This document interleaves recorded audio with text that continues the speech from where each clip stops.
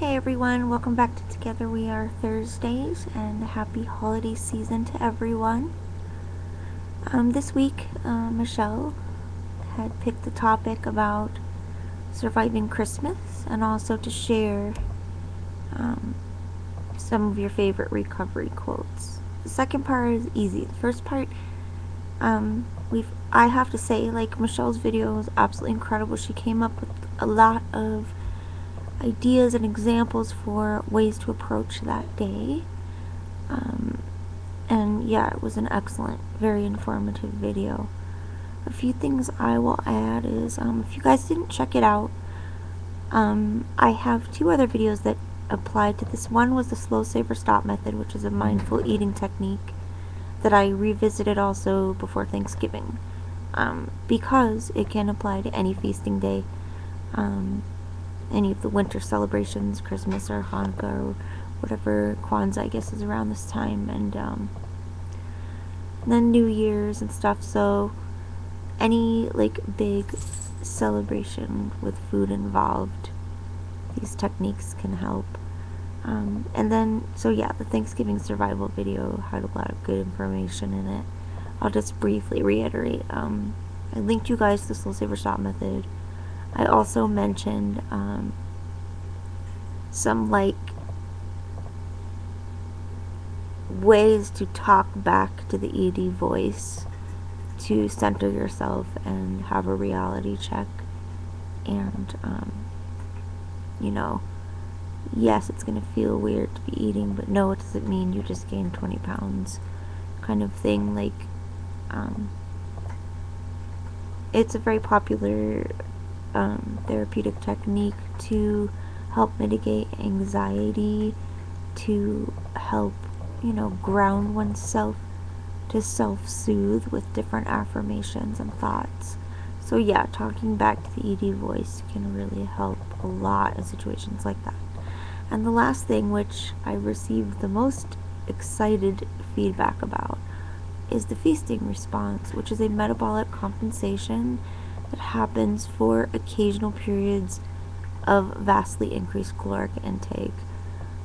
This is a proven phenomenon wherein if you typically eat a certain amount and then for a day or more, you know, a day to a couple days, I think it is, your metabolism will upregulate to compensate for the drastically increased food intake. So in the grand scheme of things, yes, your weight might go up that night or the next day or whatever, but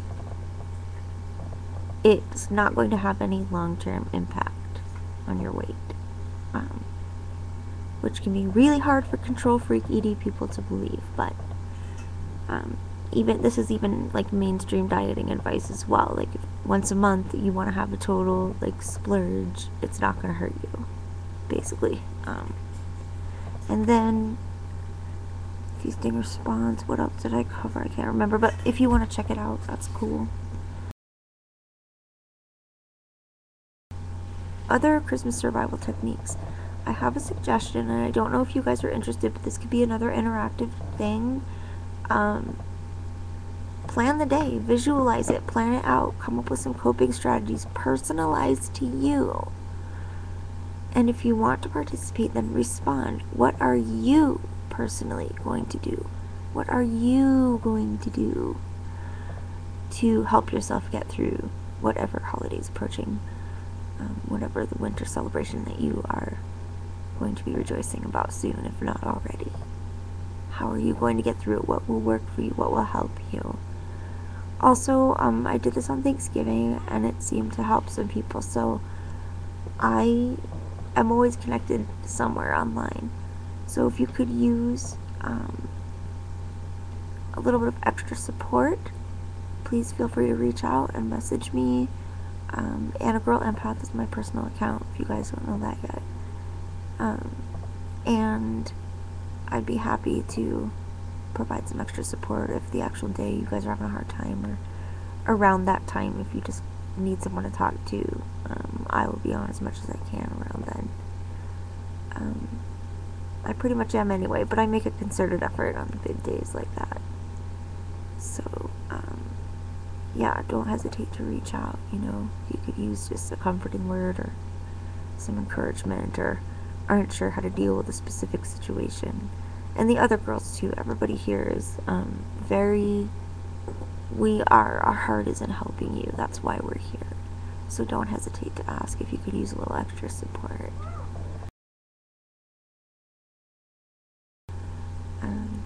So to answer about quotes, I will share some of my favorites.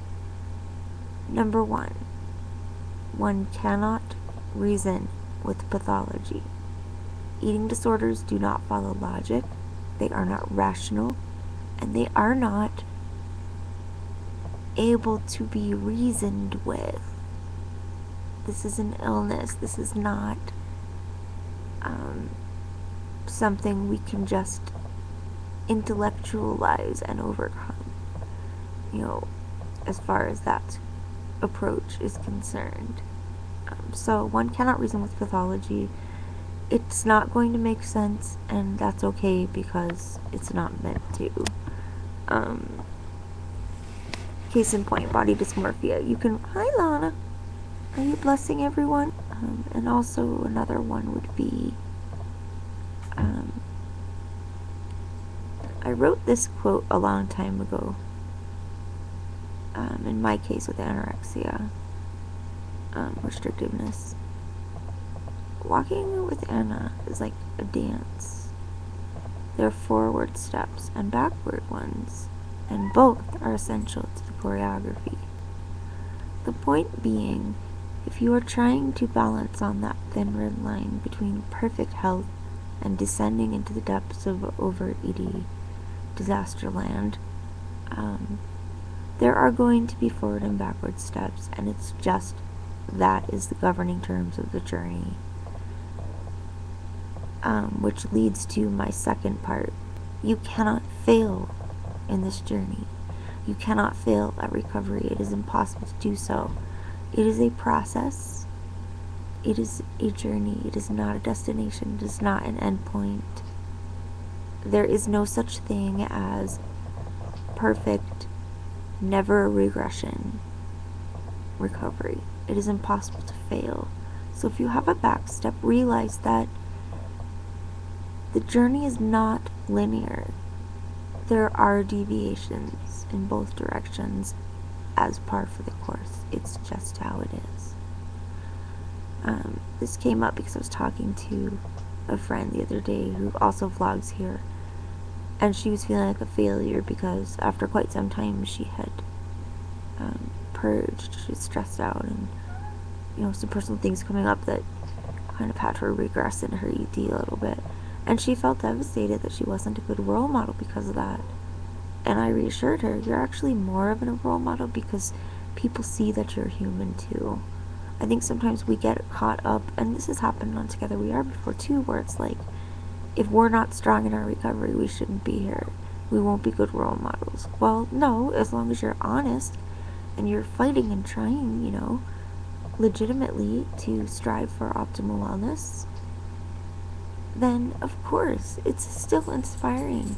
And I personally can relate more to the vloggers who admit that they aren't perfect, that they slip up to, that it is part of the journey, than I am those who seem so immaculately over the difficulty and into this perfect, magical, utopic, recovered land.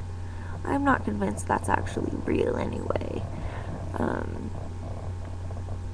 But I digress. I'm famous for that. So some other quotes that help me are, the greatest of blessings come only from most intensive suffering.